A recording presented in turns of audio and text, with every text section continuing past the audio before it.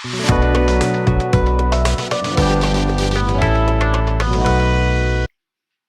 My dear students. आज lecture में हम लोग कॉम्बिनेशन ऑफ सेल्स के बारे में पढ़ने वाले हैं। जब आपके पास दो या दो से ज़्यादा बैटरीज होंगी तो उन सभी बैटरीज को कंबाइन करके आप एक सिंगल बैटरी में कैसे कन्वर्ट करने वाले हैं वो सीखेंगे और उससे रिलेटेड सर्किट प्रॉब्लम सीखेंगे। सो हेडिंग लिख लेते हैं, कॉम्बिनेशन ऑफ सेल्स या बैटरीज। अब देखिए इसमें इम्पॉर्टेंट लाइन क्या है वो समझते हैं। जैसे कि रेजिस्टेंस के अंदर दो प्रकार के कॉम्बिनेशन होते थे, सीरीज कॉम्बिनेशन और पैरेलल कॉम्बिनेशन। उसी प्रकार से सेल्स भी दो प्रकार से कंबाइन हो सकते हैं। First is series combination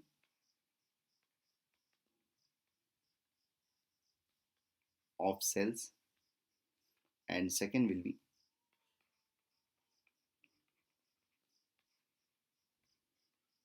parallel combination of cells. ये दो प्रकार के कॉम्बिनेशन होंगे। सीरीज कॉम्बिनेशन में हम सेम एंड टू एंड जोड़ते चले जाएंगे बैटरीज को।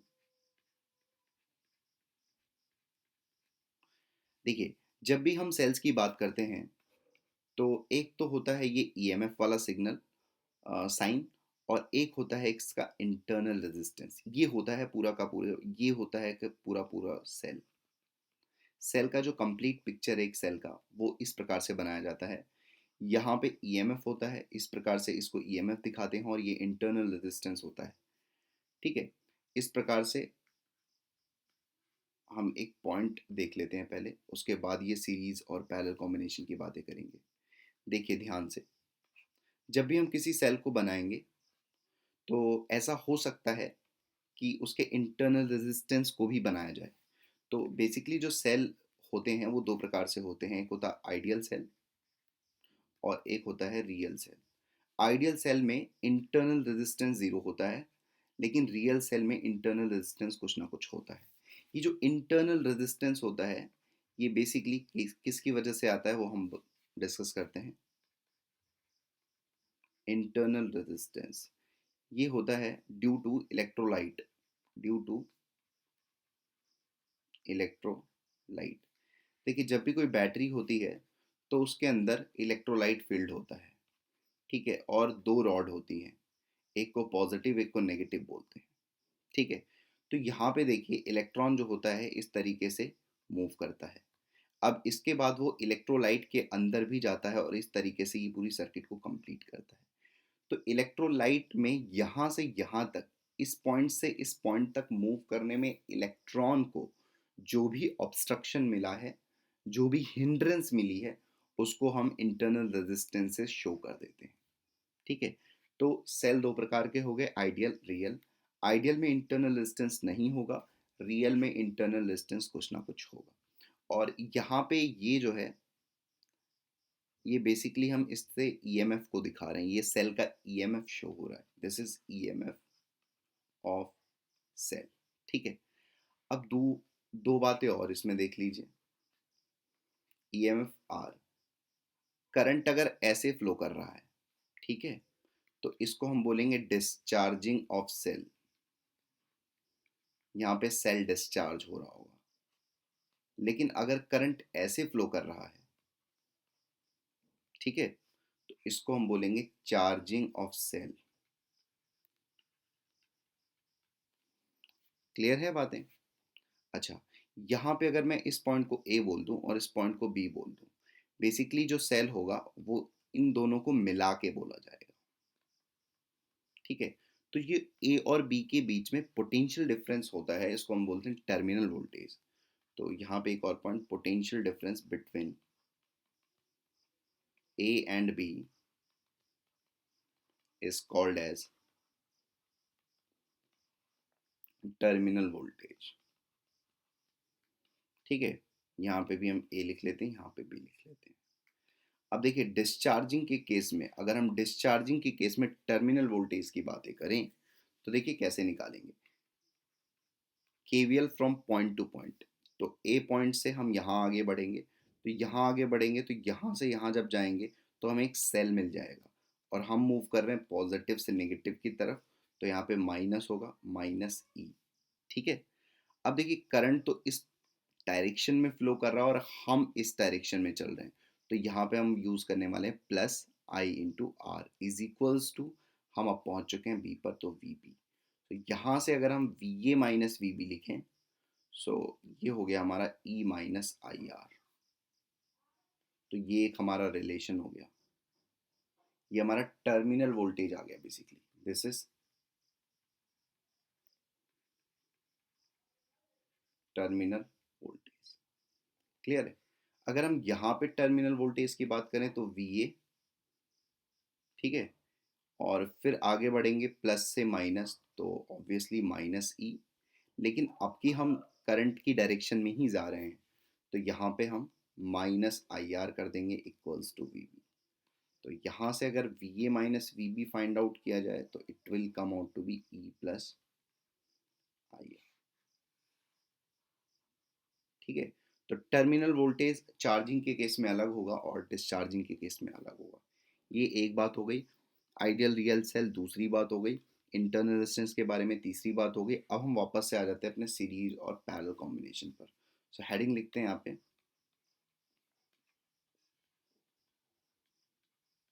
सीरीज कॉम्बिनेशन ऑफ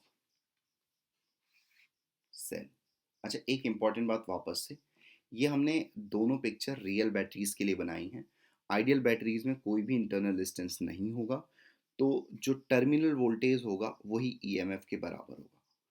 देखिए रियल सेल की अगर हम बात करें तो ईएमएफ ई है और इंटरनल रेजिस्टेंस आर है, लेकिन यहाँ पे टर्मिनल वोल्टेज, टर्मिनल के अक्रॉस जो पोटेंशियल डिफरेंस है वो E minus I R discharging के केस में होगा और ई प्लस आई आर चार्जिंग के केस में होगा। क्लियर है।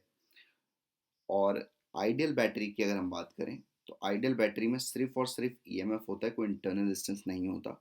तो यहाँ पर अगर मैं इसको ए बोल दूँ और उसको बी बोल दूँ, तो जो टर्मिनल वोल्टेज होगा वो ईएमएफ के बराबर ही होगा। तो आइडियल बैटरी में टर्मिनल वोल्टेज ईएमएफ के बराबर होता है, लेकिन रियल में नहीं बराबर होता है। चार्जिंग और डिस्चार्जिंग केस में अलग अलग होता है। एक में ई माइनस आई आर होगा और एक में ई प्लस आई आर होगा। ठीक है। So next heading is series combination of cell. देखिए सीरीज कॉम्बिनेशन जैसे हम रेजिस्टेंस में क्या करते थे, एंड टू एंड जोड़ देते थे, वैसे यहाँ पर ये हमारा फर्स्ट सेल है E1, इसका इंटरनल रेजिस्टेंस R1 बोल देते हैं। फिर ये सेकंड सेल है, इसका इंटरनल रेजिस्टेंस R2 बोल देते हैं। ये थर्ड सेल है हमारा जिसका इंटरनल रेजिस्टेंस R3 बोल देते हैं। इस प्रकार से हमने तीन सेल्स ले लिए और तीनों को कंबाइन कर दिया सीरीज में। सीरीज में इस प्रकार से कुछ कंबाइन करते हैं, मतलब cells are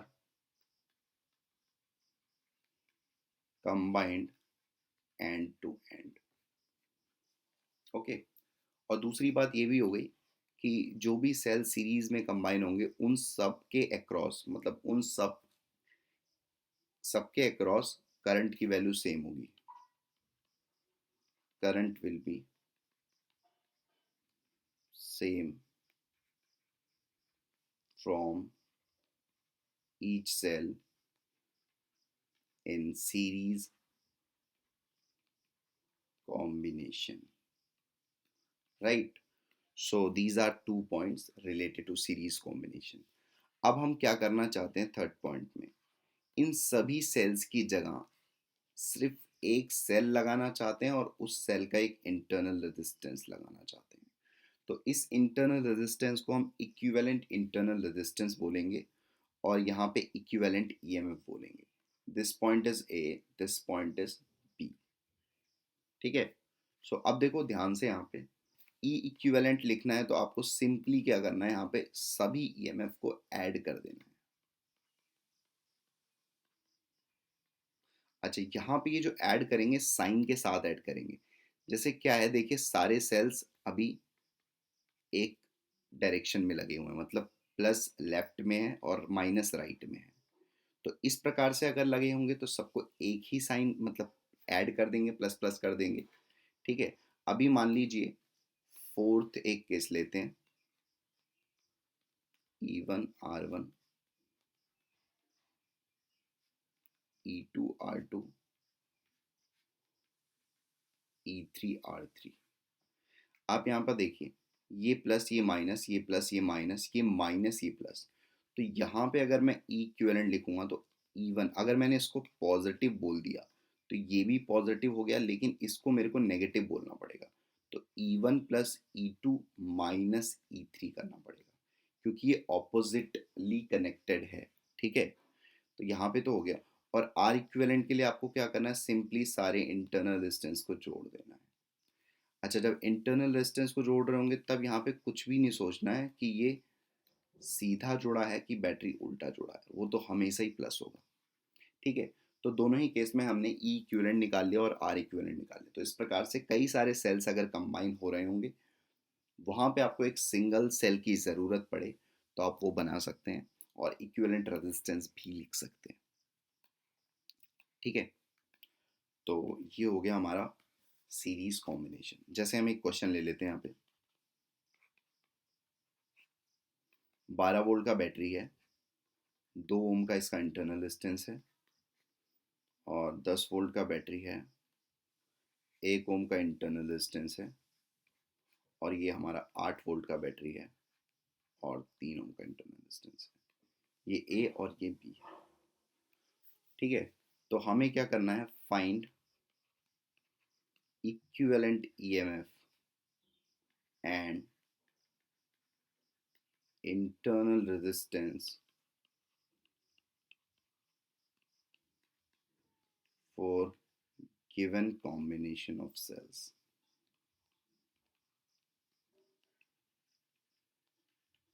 ये हमारे क्वेश्चन आ गया। सोल्यूशन पे आ जाते हैं, वेरी इजी। सो ई इक्विवेलेंट निकालना है, so it will be E1 plus E2 minus E3। ठीक है, क्योंकि ये माइनस प्लस ये प्लस माइनस जुड़ा है, तो ये क्या हो जाएगा, 12 प्लस 10 माइनस 8, 14 वोल्ट। ठीक है, और आर इक्विवेलेंट निकाल लेंगे हम लोग, वो तो सिंपली ऐड करना है, 2 प्लस 1 3 प्लस 3 6, 6 ओम। ठीक है, तो इस तरीके से हम ऐसे क्वेश्चंस को सॉल्व कर लेंगे। So next heading is parallel combination of sales.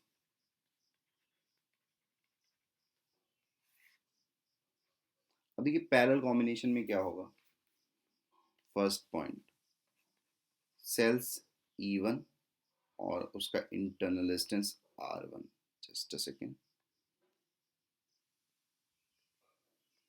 यहाँ पे सेल हो गया हमारा E1 और इसका इंटरनल रेजिस्टेंस R1। फिर दूसरा सेल हम ऐसे ले लेंगे, E2, इसका इंटरनल रेजिस्टेंस R2। ठीक है, चाहे तो आप थर्ड सेल भी ले सकते हैं, E3, और इसका इंटरनल रेजिस्टेंस R3। ठीक है, तो हमारे पास 3 सेल हो गए और 3 इंटरनल रेजिस्टेंस को हमने इस प्रकार से कंबाइन कर दिया। राइट, सेकेंड पॉइंट ये है कि देखिए जो टर्मिनल वोल्टेज होगा इस वाले सेल के अक्रॉस, ठीक है, तो उसको भी लिख लेते हैं, terminal voltage across each cell combined in parallel combination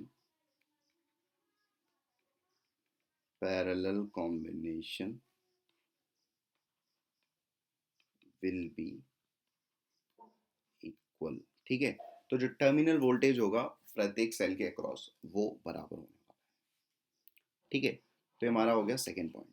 अब थर्ड पॉइंट ये है कि मान लीजिए ये सारे के सारे सेल्स जो पैरेलल में कंबाइंड हैं, इनकी जगह मेरे को अगर एक सेल लगाना होगा तो उसका इक्विवेलेंट ईएमएफ क्या होगा। ठीक है, तो उस चीज़ को हम यहाँ पर देखेंगे। तो ये हमारा पॉइंट हो गया ए, ये हमारा पॉइंट हो गया बी।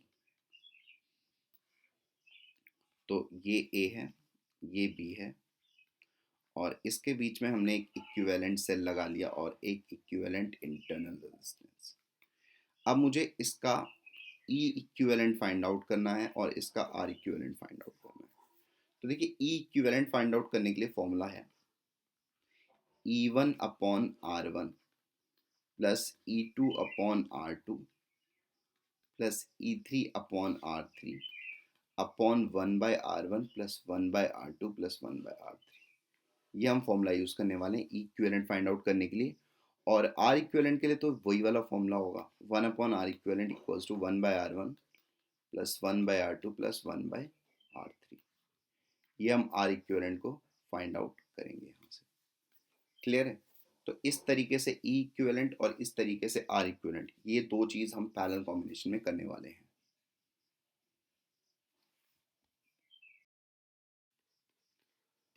अब इसी पैरेलल कॉम्बिनेशन में मान लीजिए एक सेल हमने ऐसे लगाया है E1 R1 और एक सेल हमने ऐसे लगा दिया E2 R2। ठीक है, फिर हमने एक सेल ऐसे लगा दिया E3 R3। तो इस तरीके से अब यहाँ पर तीन सेल्स जो हैं वो पैरेलल में कंबाइंड है। और अगर मुझे यहाँ पे इक्विवेलेंट ईएमएफ निकालना है तो देखिए हम फॉर्मूला लगाएंगे ई इक्विवेलेंट का, E1/R1। मैं इसको पॉजिटिव बोल देता हूँ इस वाले को, तो ये मेरे लिए नेगेटिव होगा और ये पॉजिटिव हो गया। तो E1/R1 minus E2/R2 plus E3/R3। और जो नीचे वाला प्लस हो रहा है वो एज इट इज प्लस होता रहेगा। ये ई इक्विवेलेंट निकल गया। और सिमिलरली आप आर इक्विवेलेंट निकाल सकते हैं, 1/R equivalent equals to 1/R1 plus 1/R2 plus 1/R3। इसमें कोई चेंजेस नहीं। ओके, तो इस तरीके से अगर सेल्स को ऑपोजिटली कनेक्ट कर दिया गया पैरेलल में तो भी आप फाइंड आउट कर सकते हैं, और सीधे सीधे जोड़ा गया तो भी फाइंड आउट कर सकते हैं। बस आपको साइन चेंज करना है। अब यहाँ पे कुछ इंपॉर्टेंट पॉइंट्स हैं, मतलब नोट पॉइंट्स लिख लेते हैं हम लोग।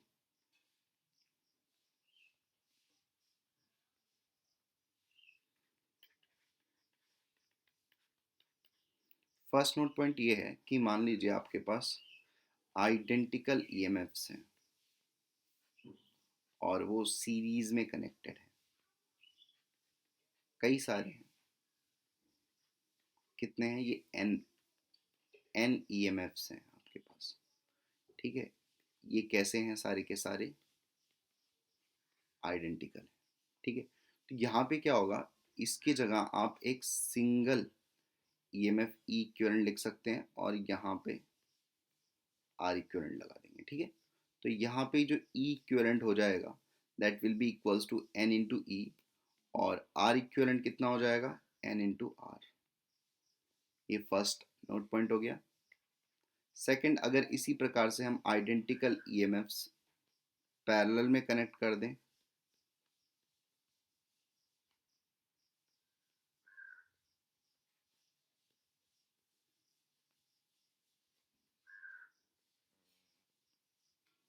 इसी प्रकार से हमारे पास एन ईएमएफ्स हैं, एन आइडेंटिकल ईएमएफ्स हैं, और इनको हमने पैरेलल में कनेक्ट कर दिया। तो यहाँ पे ए और ये बी के बीच में अगर मुझे एक ही सेल लिखना पड़ेगा तो उसका जो इक्विवेलेंट ईएमएफ होगा वो कितना आएगा वो लिख लेते हैं। ई इक्विवेलेंट देखिए क्या आएगा, यहाँ पे अगर हम फाइंड आउट करें सो E/R1 plus E2/R2 plus E3/R3 and so on, ऐसे n टाइम्स तक चलते रहेंगे, upon 1/R1 plus 1/R2 plus 1/R3 and so on n times तक चलते रहेंगे। ये ठीक है। अब यहाँ पे क्या हो गया, NE/R हो गया क्योंकि n टाइम्स के लिए लगाना है। So this is NE/R and this is N/R। नीचे वाला क्या हो गया? N/R हो गया। So this N/R will be cancelled out and E will only left. तो यहाँ पे जो E इक्विवेलेंट आएगा वो E हो जाएगा, और R इक्विवेलेंट कितना आ जाएगा? 1/R equivalent equals to 1/R1 which is R, 1/R2 and so on up to 1/R। ठीक है, तो यहाँ पे ये N/R हो गया, दिस इज 1/R इक्विवेलेंट। तो यहाँ से जो R इक्विवेलेंट आएगा विच विल बी R/N। तो ये हो गया हमारा R इक्विवेलेंट R/N। ठीक है, अच्छा, थर्ड पॉइंट ये हो गया, जैसे मान लीजिए हमने बैटरी ग्रिड बना दी। बैटरी ग्रिड बनाने का मतलब क्या है, आइडेंटिकल ईएमएफ हमने इस प्रकार से, ये आ रहे हैं और इस प्रकार से हमने ऐसे करके सीरीज में एन बैटरीज लगा दी, सीरीज में एन सेल्स लगा दिए, और इस प्रकार से सेम ऐसे ही करके ये हमने पैरेलल बना दिया इस प्रकार से।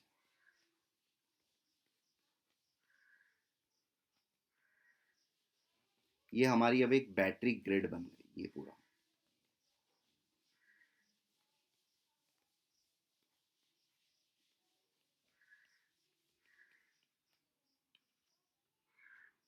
इसको मैट्रिक्स भी बोलते हैं, ठीक है। यहाँ पे ये जो है, यहाँ पे इस साइड में एन सेल्स हैं और ऐसे ऐसे करके ये एम सेल्स हैं, ठीक है। तो यहाँ पे ये देखिए, ये जो होगा ये पूरा रिड्यूस कैसे हो जाएगा, एन ई और एन आर में, ठीक है। ऐसे ही नीचे भी एन ई और एन आर में, और ऐसे ऐसे चलते हुए लास्ट तक ये आ गया एन ई और एन आर में, ठीक है। ये बन गया हमारा ए और ये बी, ठीक। अब ये तो यहाँ पे कितने हैं, एम सेल्स हैं इस तरीके से, मतलब ये एम, बेसिकली एम कॉलम्स हैं, ठीक है। सॉरी, एम रोज हैं, ये फर्स्ट ये सेकंड, इस प्रकार से ये एमथ है, तो एम रोज हैं, ठीक है। तो अब ये क्या होगा, देखो हमने क्या बोला था, हमने यहाँ पे कि अगर आप एन आइडेंटिकल सेल्स को पैरेलल में कनेक्ट करते हो तो आपको जो इक्विवेलेंट ईएमएफ मिलेगा वो तो ई ही मिलेगा, ठीक है। तो यहाँ पे भी आपको जो इक्विवेलेंट ईएमएफ मिलेगा वो तो ई ही मिलेगा, और जो वहां पर इक्विवेलेंट रेजिस्टेंस मिलता था वो आर बाय एन हो जाता था। तो यहाँ पे कितना हो जाएगा, R which is N R, ठीक है, एन आर बाय टोटल ये रो कितनी है, एम, तो एन आर बाय एम, ये हमारे लिए इक्विवेलेंट ईएमएफ आ गया, ये हमारे लिए इक्विवेलेंट रेजिस्टेंस आ गया। आई होप आपको ये वाला पॉइंट समझ में आया होगा किस प्रकार से हमें बैटरी ग्रिड को सॉल्व करना है, ठीक है। जैसे क्वेश्चन ले लेते हैं।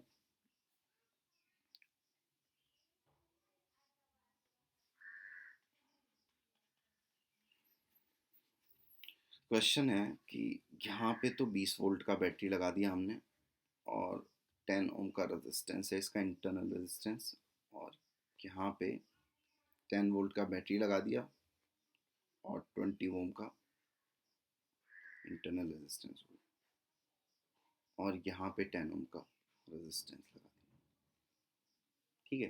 तो इस तरीके से ये सर्किट हमें दी गई है। हमें फाइंड क्या करना है, first part,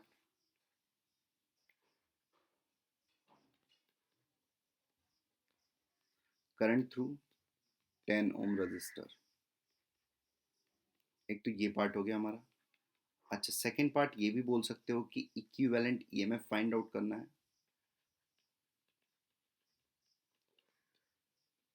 equivalent EMF find out कर लेंगे यहाँ पर, ठीक है। चलिए यही दो पार्ट करते हैं पहले, फिर आगे आगे धीरे धीरे बढ़ते हैं।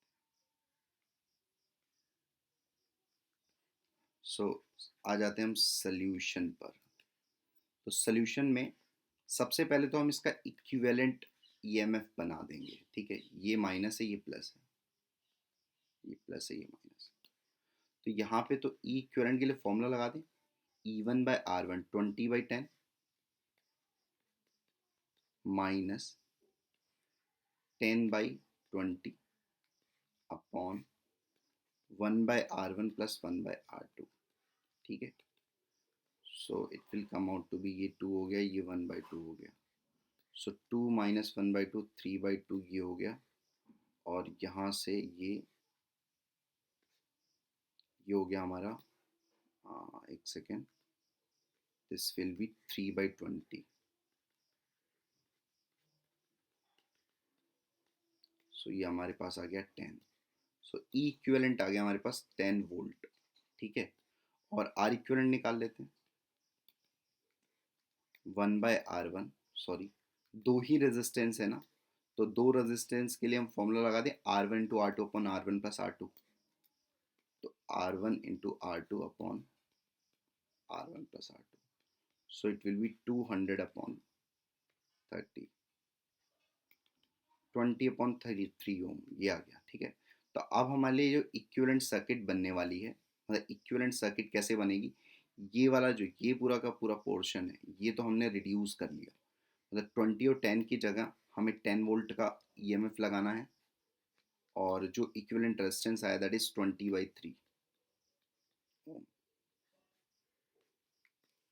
और यहाँ पे 10 ओम का रेजिस्टेंस है ये।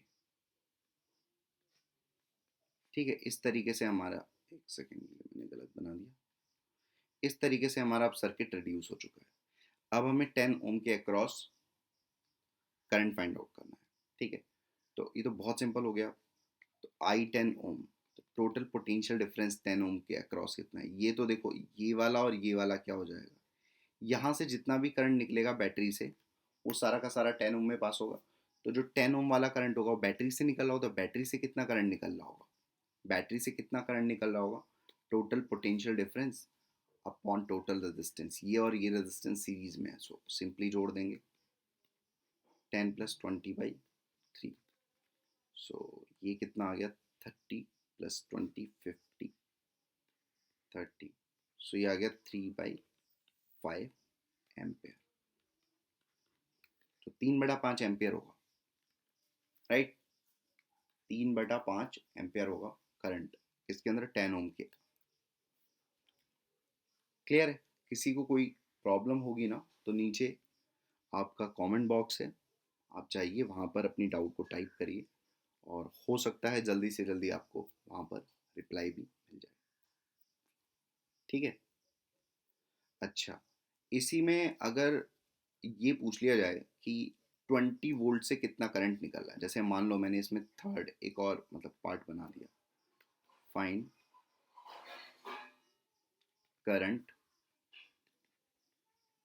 Through 20 volt battery and 10 volt battery, ये पूछ लिया गया इसी क्वेश्चन में। तो हमें देखो कैसे करना पड़ेगा इस क्वेश्चन, फिर वहां पे थोड़ा सा प्रॉब्लम हो सकता है आपको।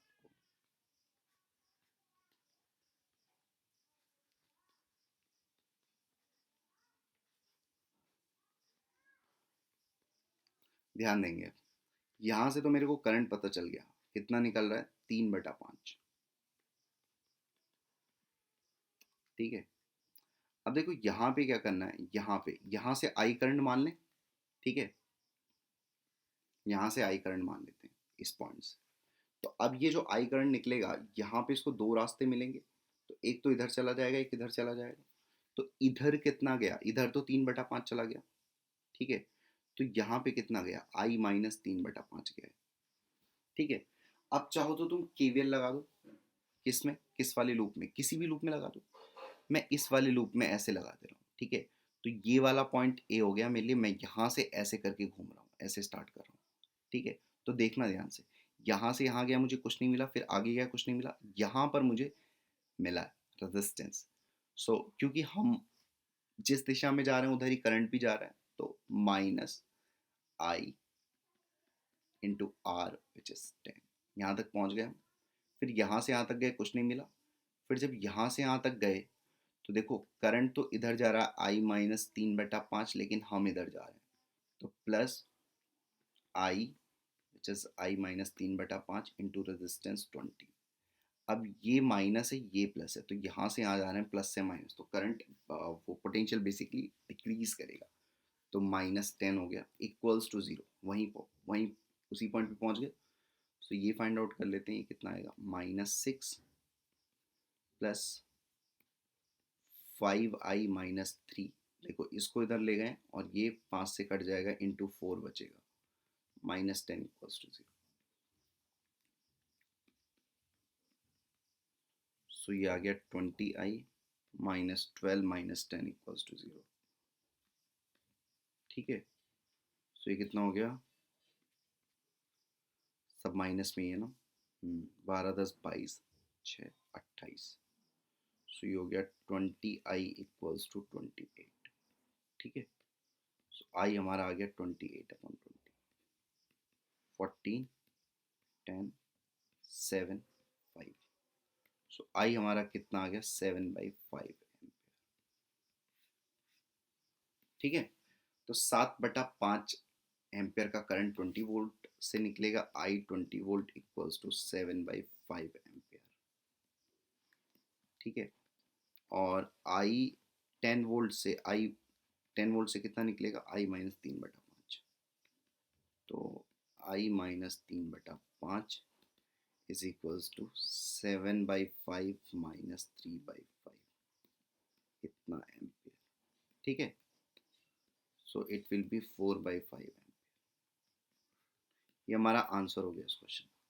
आई होप आपको ये क्वेश्चन पूरा समझ में आया होगा, और किस प्रकार से आपको कॉम्बिनेशन वाले क्वेश्चंस को सॉल्व करना है वो भी अच्छे से समझ में आ चुका होगा।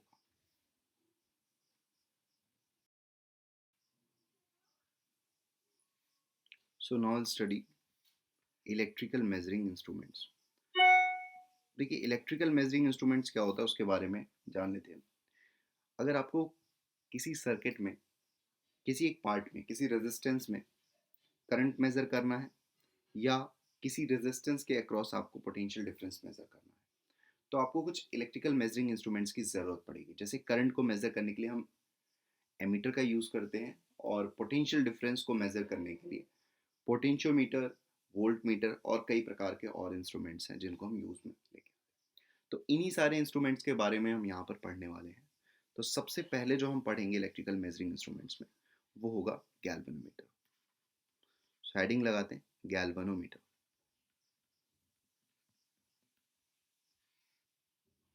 देखिए, गैल्वेनोमीटर होता क्या है। इस प्रकार से एक मीटर होता है जहाँ पे एक इस प्रकार से निडल होती है। ठीक है, और उसके दो एंड होते हैं। बेसिकली गैल्वेनोमीटर डिटेक्ट करता है, डिटेक्ट्स स्मॉल करंट। जब भी इसमें से करंट फ्लो होगा तो इसकी जो निडल होगी वो डिफ्लेक्ट करना स्टार्ट हो जाएगी। ठीक है, when current flows through galvanometer,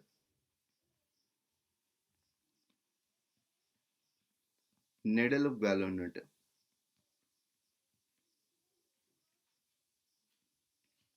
starts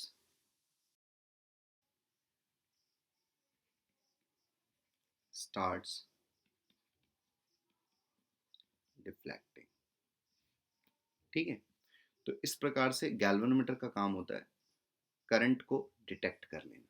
ठीक है, इसका जो सिंबल होगा वो इस प्रकार से हम दिखाएंगे।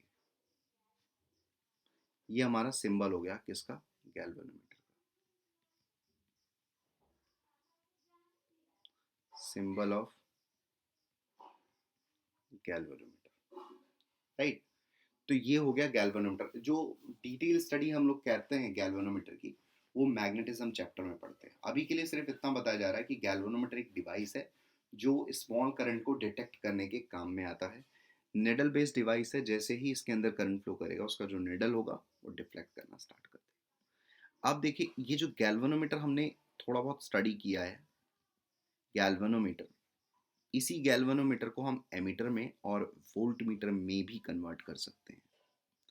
इसी से हम एमीटर बना देंगे और इसी से हम वोल्ट मीटर बना देंगे। ठीक है, एमीटर बेसिकली करंट मेजर करने के काम आता है, voltmeter potential difference measure करने के काम आता है। तो सबसे पहले हमारा हेडिंग होगा conversion of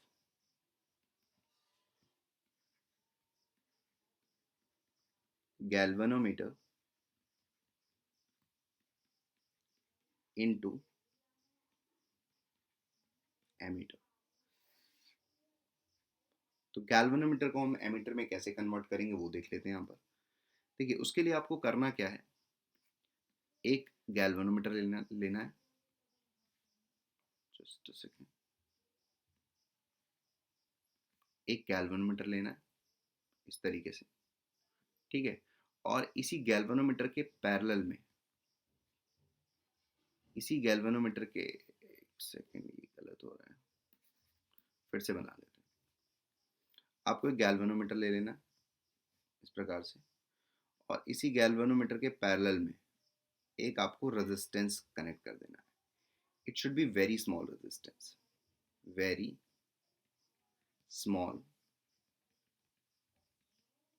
resistance, this is also called as shunt, ठीक है। वापस से सुन लो, गैल्वेनोमीटर के पैरेलल में एक छोटा सा रेजिस्टेंस लगा दोगे तो ये जो पूरा का पूरा, ये पूरा का पूरा डिवाइस बना है, इसको हम लोग बोलेंगे ammeter.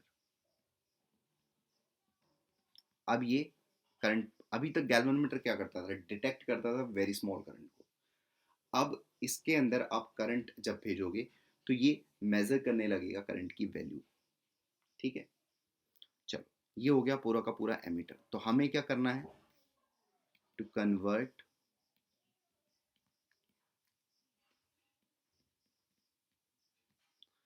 galvanometer into emitter,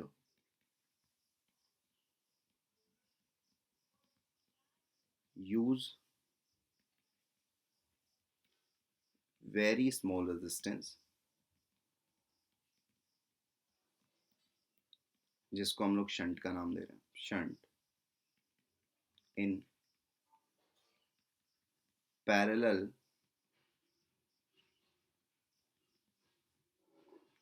to galvanometer, ठीक है। इस तरीके से हम लोग यूज कर लेंगे तो हमारा गैल्वेनोमीटर एमीटर में कन्वर्ट हो जाएगा, ठीक है। अब यहाँ पे कुछ इंपॉर्टेंट बातें, जैसे ध्यान से सुनेंगे, ये गैल्वेनोमीटर हो गया, इसका हम लोग एक रेजिस्टेंस लिख लेते हैं आर जी, और यहाँ पे जो संट का रेजिस्टेंस है उसको आर एस बना लेते हैं। मतलब इस गैल्वेनोमीटर का भी कुछ ना कुछ रेजिस्टेंस होगा, ए बी, ठीक है। अब मान लीजिए यहाँ से कुछ करंट आया, आई, सपोज आई कुछ करंट आया, तो इसको यहाँ पे दो रास्ते दिख गए जाने के लिए। एक तो ये हो गया, तो यहाँ पे जो करंट जा रहा है इसको हम आई जी करंट बोल देंगे, और यहाँ पे जो करंट जा रहा है वो बेसिकली आई माइनस आई जी होगा, ठीक है। अगर मैं इन दोनों पॉइंट के बीच में, मतलब ए और बी के बीच में पोटेंशियल डिफरेंस लिखने की कोशिश करूं, इस पॉइंट यहाँ से, तो एक तो तरीका ये हो गया potential difference between A and B लिखने का, V A minus V B equals to I G into R G लिख सकता हूँ, V equals to I R, ठीक है। एक तरीका ये हो गया कि यहाँ से लिख दूँ मैं potential difference, so this will be I minus I G into R S, दोनों एक ही होगा तो बराबर हो गया। तो यहाँ से मेरे पास एक इक्वेशन बन गई, I G into R G is equals to I minus I G into R S, ठीक है। अब यहाँ से मैं आई जी की वैल्यू फाइंड आउट करने की कोशिश करता हूँ, सो आई into R S minus I G into R S, रहने दो इसको ऐसे ही रहने दो, ठीक है, इसको ऐसे ही रहने देते हैं। तो ये हमारे पास बेसिकली एक इक्वेशन आ गई है, जिसको हम आगे फर्दर जब भी ज़रूरत पड़ेगा तो यूज़ कर सकते हैं। अच्छा, ये जो आई जी होता है, ये करंट थ्रू गैल्वेनोमीटर है, बहुत स्मॉल होता है,